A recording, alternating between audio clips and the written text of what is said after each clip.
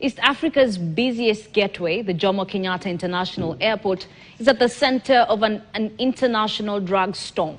KTN's investigation unit has gathered evidence on how one of Africa's busiest airports has become a vulnerable highway for global narcotics cartels. A British citizen who was caught carrying Class A and B drugs that include cocaine worth millions of shillings had walked straight through supposedly watertight checks at JKIA, escorted by security and airport officials, aiding him to fly to London without a hitch. But at Heathrow Airport, the run ended in handcuffs as London's Metropolitan Police Specialist Crime Division arrested him. Here now is KTN's investigative editor, Francis Ontomwa, with that special report dubbed JKIA, the Cocaine Highway.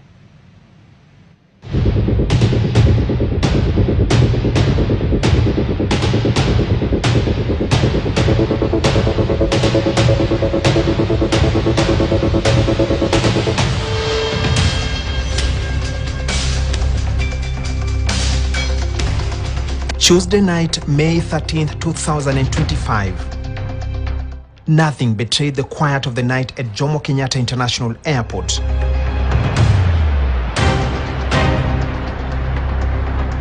On the surface, it was all good and ordinary. Families embracing at the departure halls, trolleys humming across polished floors as vehicles necked in and out of the terminals. It looked every bit the perfect, uneventful night at East Africa's busiest gateway. But it was not. At 9:29 p.m, CCTV cameras at JKIA captures a man with dreadlocks tucked under a cowboy hat walking into the busy Terminal 1A. He's dressed in all black, pulling a suitcase with one hand while clutching a laptop in the other. A backpack hangs off his shoulders, and beside him, a bald man in a jacket, a blue jeans and a t-shirt. Together, they head straight for check-in. This is Damata dos Santos, 28 years old, British passport, Brazilian roots, destined for London, aboard British Airways flight BA064. Inside the terminal, every step looks ordinary, until it doesn't. His handler lingers, making calls, whispering to a uniformed officer, then whispers something back to him, and the line keeps moving, all the while his handler constantly on a phone call. He submits his passport for scrutiny, and the moment this is done, notice the handler moving backwards. His work seems done here.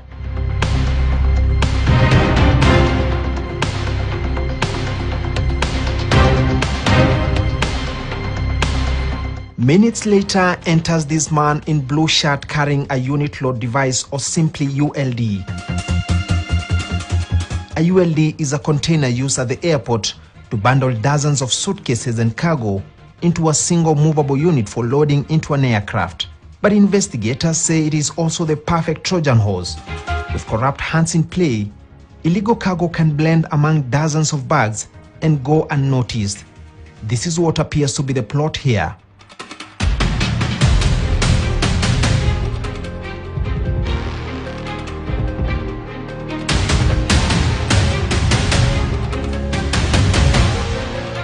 (9:52 p.m) enters this man in a reflector jacket, also constantly on the phone as if trying to locate someone, weaving through passengers, walking from one end to another.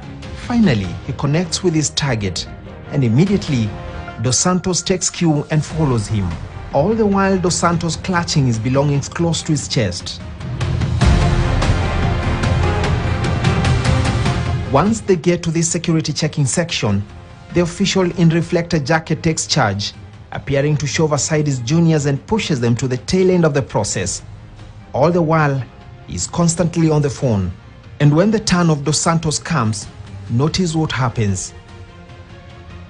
When every other bag is scrutinized, this briefcase carrying the drugs is conveniently nudged away.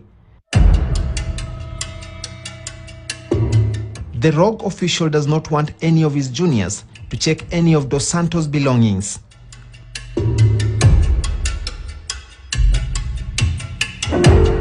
Just like that, a suspected international drug peddler has just beat JKIA's elaborate security installations and off to the departure lounge. Every day, JKIA handles tens of thousands of passengers and huge amounts of cargo, connecting East Africa to Europe, Asia, and the Middle East. It is the only airport in the region with direct flights to major world cities like London, Amsterdam, Dubai, Mumbai, and even Guangzhou. This makes it an attractive target for cartels looking for quick, discreet routes into big markets. The biggest risk to any institution, organization, or company, or private sector, or individual is the non-performance of security staff. We are seeing here a glaring incident where security staffs have chosen to be on the other side, negligently performing their duties. Of course, knowing very well why they're negligently performing their duty. Come up with technology, but there's always a human hand behind everything that is done. We have CCTVs, we have the scanners. These scanners, the people that do the scanning are human beings. You saw the person that was escorting this person to the departure lounge. He knew that if this passes through the scanner and a person that is not friendly to the cartel is behind the screen, then automatically the package will be identified. So he made sure that he is the person that will check that package.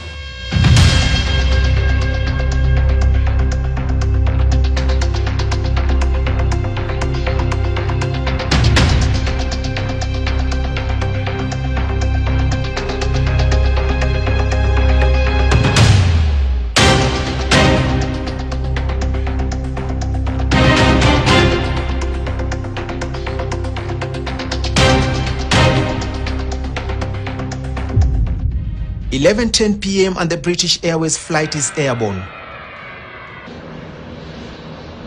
6 hours later at Heathrow, the run ends. Waiting Metropolitan Police Specialist Crime Division moves in. Dos Santos, carrying a suitcase full of cocaine worth millions, is arrested on the spot. Met Police in London, in a letter addressed to KTN, has confirmed the arrest of Dos Santos.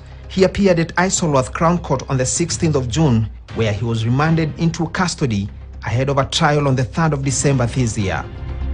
KTN also contacted the Kenya Airports Authority for comment, and the response was that the case was under active investigation.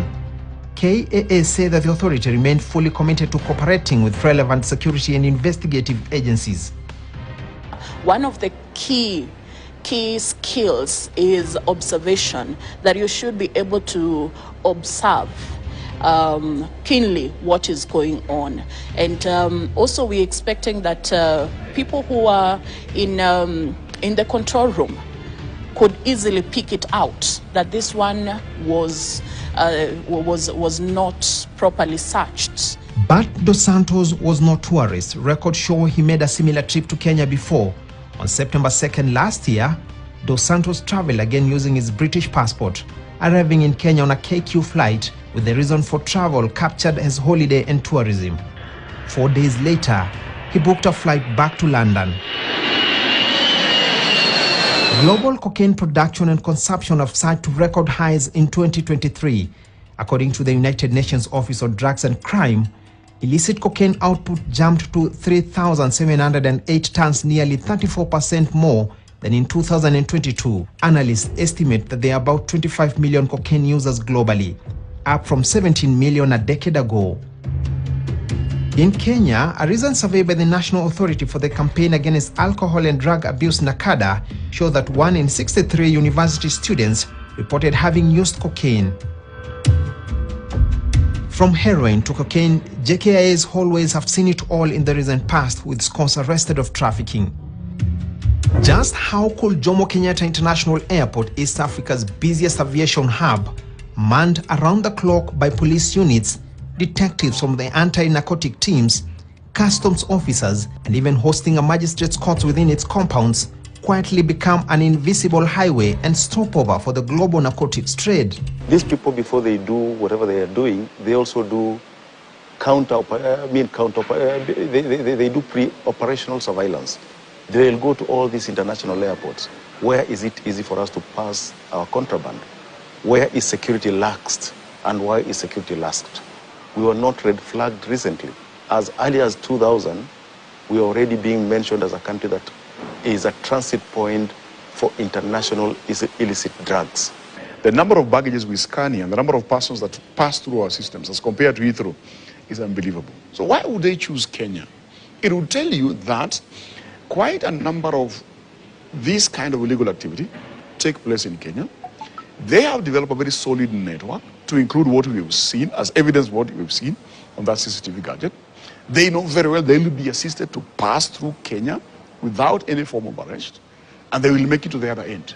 So basically telling ourselves that our fear in national threat of organized crime and corruption and transnational crime making root in Kenya is quite visible from what we have seen.